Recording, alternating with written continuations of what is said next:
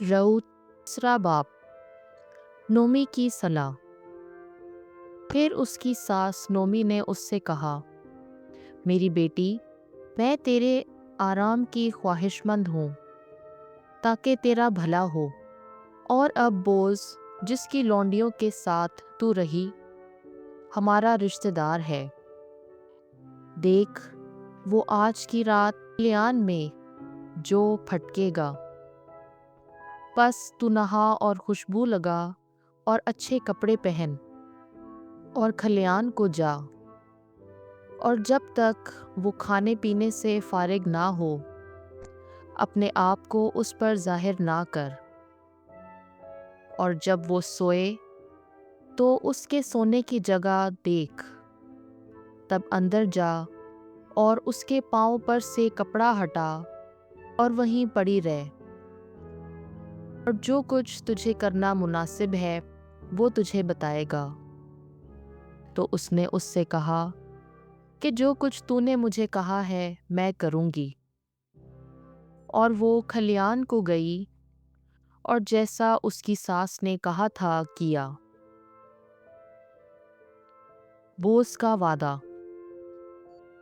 जब बोझ खा पी चुका उसका दिल खुश हुआ तो वो गल्ला के ढेर की तरफ लेटने के लिए गया।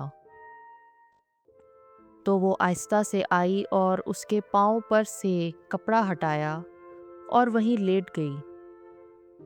और देखो, जब आधी रात हुई तो वो आदमी घबरा गया और इधर उधर करवट ली तो देखो, एक औरत उसके पाँव के पास लेटी हुई है। तो उसने कहा, तू कौन है? उसने जवाब दिया, मैं राउत तेरी लौंडी हूँ। तू अपने कपड़े का दामन अपनी लौंडी पर फैला, क्योंकि तू वली है।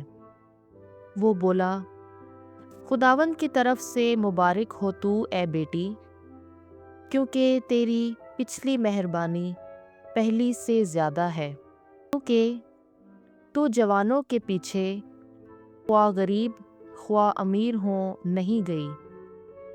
और अब ए बेटी, मत डर, जो कुछ तू कहे मैं तेरे लिए करूँगा। क्योंकि मेरे लोगों का सारा शहर जानता है कि तू नेकबख्त औरत है। और ये दुरुस्त है कि मैं वली हूँ, लेकिन तेरा एक और वली है जो मुझसे करीब तर है। तू ये रात ठहर, और जब सुबह होगी तो अगर वो तेरा विलायत का हक अदा करना चाहे, खैर वो करे। और अगर वो विलायत का हक अदा करना ना चाहे तो जिंदा खुदावन की कसम मैं अदा करूँगा।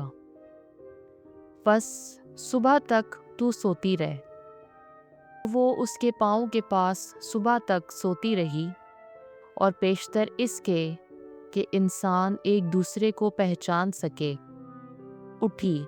बोझ ने कहा, खबरदार, कोई ना जाने कि तू रात को खलियान में आई थी।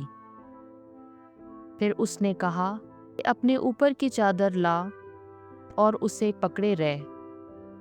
तो उसने पकड़ी। तब उसने जौ के 6 पैमाने नाप कर उसे उठवा दिए। फिर वो शहर को चली गई। और राउत अपनी सास के पास आई तो उसने उससे कहा, ए बेटी, तूने क्या किया? तो उसने सब कुछ बयान किया जो उस मर्द ने उससे किया था, और कहा कि उसने मुझे ये 6 पैमाने जौ के दिए, क्योंकि उसने कहा कि तू अपनी सास के पास खाली हाथ ना जा। तब उसकी सास ने उससे कहा, ए बेटी, सब्र कर, जब तक कि तू ना देखे कि ये मामला कैसे ख़त्म होता है। क्योंकि वो आदमी जब तक इस मामले को आज के दिन तमाम ना करे आराम ना लेगा।